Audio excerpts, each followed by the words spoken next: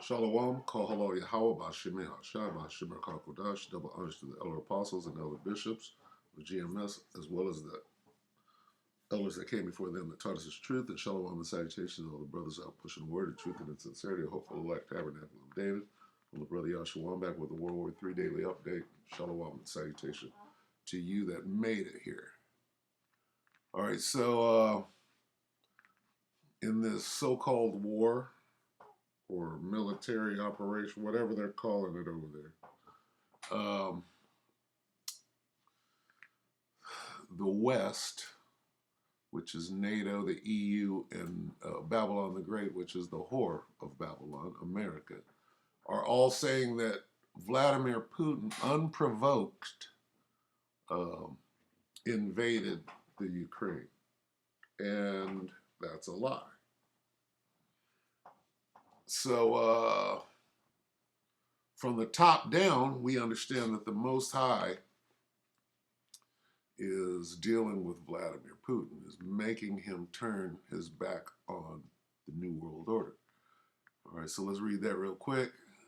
Isaiah 13:17, behold, I will stir up the Medes against them, which shall not regard silver, and as for gold, they shall not delight in it. They shall not delight in it. They is the Medes. The Medes are the Russians. Them are the Babylonians. So this reads, behold, I, God, Yahweh Shem Yahushua, will stir up the Russians against the Americans. Okay. Now, what have the Americans been doing since the fall of the Cold War, going back to Gorbachev? Okay. In order to explain what's going on in Eastern Europe right now, you have to go all the way back to Gorbachev, right? And when America says, well, it's unprovoked. Well, America has a way of doing things, okay? Setting up puppet governments, destabilizing governments, right? And that's what they've been doing, going all the way back to Gorbachev, all right? And the fall of the Soviet Union. So what we're going to do is we're going to take a look at that. And this guy's going to tell the whole story. He's going to bring you up to speed. You can go all the way back and bring you up to speed, all right? So this is off-grid desert farming with Paul and Adrian. This is yesterday.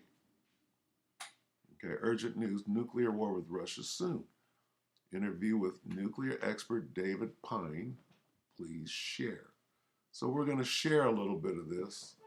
I'm about 13 minutes in, 13:09. And this guy's going to ask a question about 2014. This guy's going to go all the way. He said, in order to understand 2014, when they staged the coup and installed a puppet government, including Volodymyr Zelensky, the comic, and the actor, he's going to go all the way back to Gorbachev and say, this was the deal that Reagan made with Gorbachev.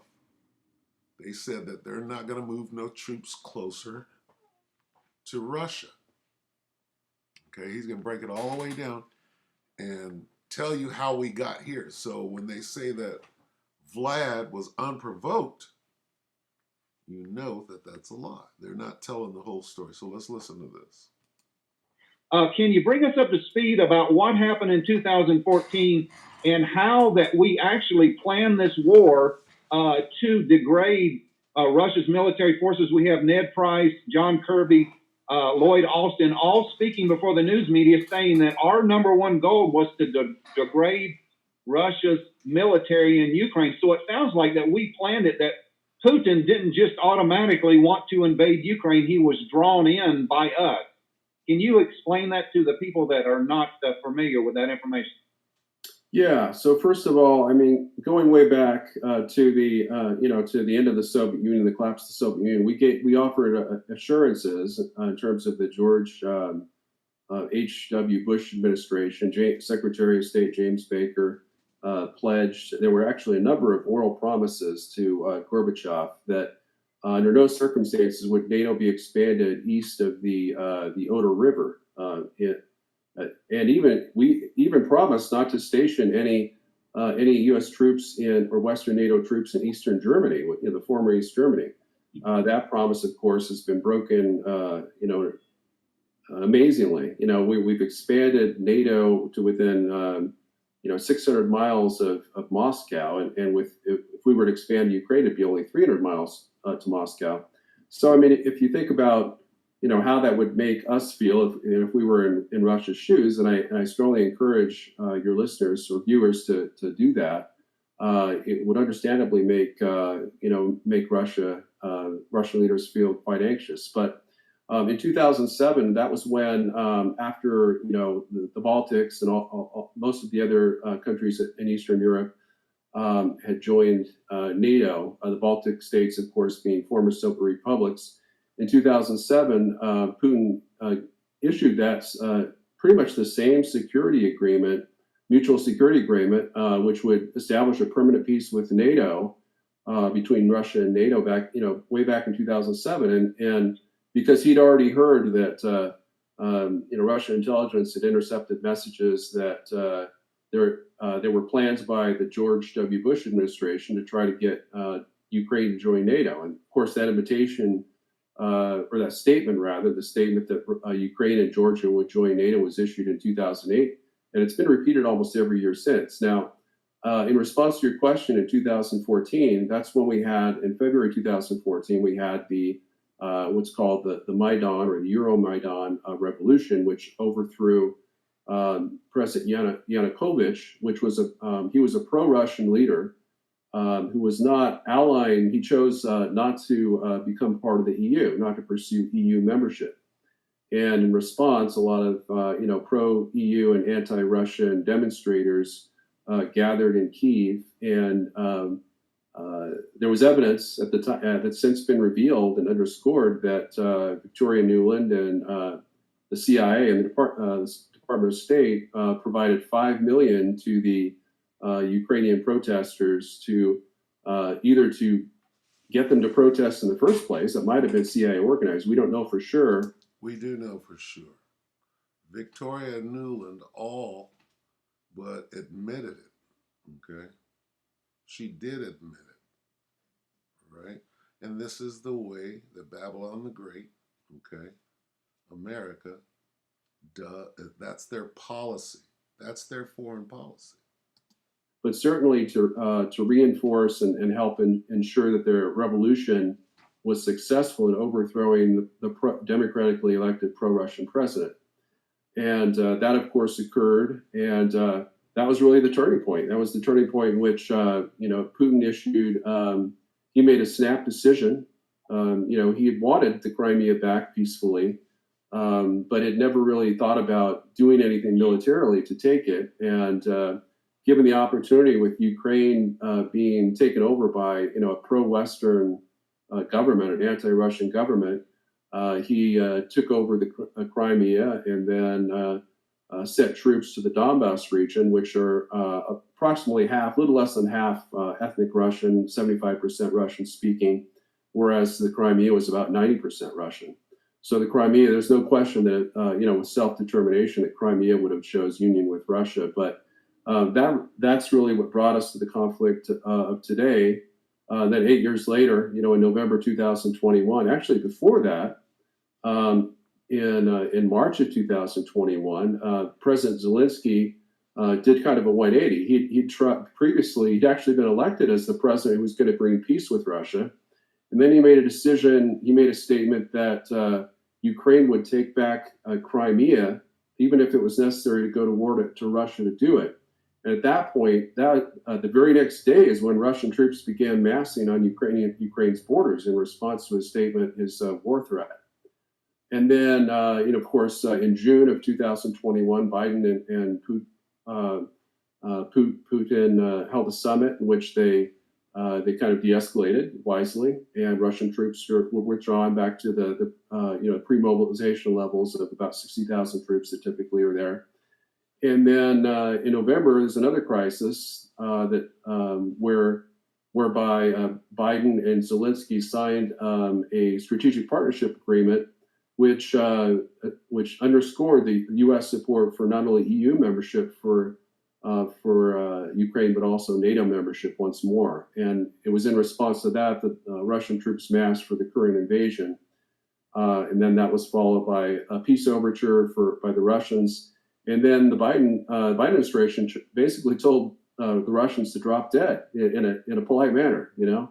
Yeah, yeah, it's amazing what our government has done. I mean, it's just like I remember back in when Clinton was president, and Russia really wanted to join NATO, and then during the George W. Bush administration, you had President Putin being drove around on Crawford, Texas, in George Bush's pickup truck, and it looked like that this was the best relationship that Russia and the United States has ever had, and it seems like that every turn Russia and Putin especially, he just wanted a little respect. Just wanted a little respect for Russia, and we always treated him like a redheaded stepchild. And if you look at the photos between him and Obama and our other leaders, they look down at him like he's worthless or he's subhuman or something. And they've always treated him that way. And I guess after 20 years of that, that just kind of pushed Russia over the edge. And now I guess the relationship between the United States and NATO is totally dead, and I guess that's what we're facing. So, looking forward to all of what is going on, I did leave an interview with the Defense Minister, Sergei Shoigu. He said that only 1% of the 25 million reservists are being activated, and like you said earlier, that this could be unlimited. What they're going to start calling back in. How many troops do you think? Okay, so that's good enough. It gets into where we're at today, which is the escalation. How many troops are you going to bring forth now? But he goes all the way back to the fall of the Soviet Union and explains what led up to the so-called invasion. Okay? Where America and the West, if you will, says, "Oh, it was unprovoked." What do you mean it was unprovoked? So I figured that since he explained it so well, that I would use this update to to explain why we're in the mess that we're in today. Now, ultimately, okay, back to this. All right, who's doing this? Right? Back to Isaiah 13 and 17. Behold, I, God, will stir up the Medes, the Russians, against who? Who started and who created this? Who staged the coup? They're not saying anything about Ukraine. They're not saying anything about Poland. Okay? This guy is admitting who did it. Goes back to Reagan and Gorbachev. Reagan is the president of Babylon the Great. Gorbachev was king of the king of the North at the time, the king of the Medes. All right. So, and what else do we have to prove this? We'll go to Proverbs real quick. Because once you understand that there's no stopping this, and that it's coming down from the top, okay? Everything is coming down from the top. Proverbs 21 and 1. The king's heart is in the hand of the Lord. As the rivers of water, he turneth it whithersoever he will. Now let's break that down. The king's heart, who's the king? Vladimir is the king. This word heart is the Hebrew word lob, which means your mind. And then you have Vlad's mind is in the hand of Yahweh Hashem Yahweh Shai. Come down here. Where are we at? New heart. No. Good news right here. The Lord, Yahweh Hashem Yahweh Shai, controls the mind, that's his heart, himself a king, Vlad. God, Yahweh Bashem Yahushai, is mind controlling Vladimir Putin. Okay? He stirred him up right here. Behold, I will stir up the Medes. I'll harden Vladimir's heart. When the Bible says, and God hardened Pharaoh's heart, what does it mean? It means God made Pharaoh hard-headed, right? His mind. He controlled his mind and made him chase after the Israelites, okay? So this is what we got going on. This has been going on for a while, right? So if you will, World War III started a long time ago. Now we're coming upon the nukes, all right? And most likely, Babylon the Great, also known as the United Snakes of America, will drop a tactical nuclear weapon and blame it on Vlad, all right, between now and the next 2 weeks. All right, so, and that's, me speculating. But when you know somebody's MO, you can depend on them to get the job done. So with that, we hope that the elect will edify you brothers and few sisters. With that, we're going to say shalom.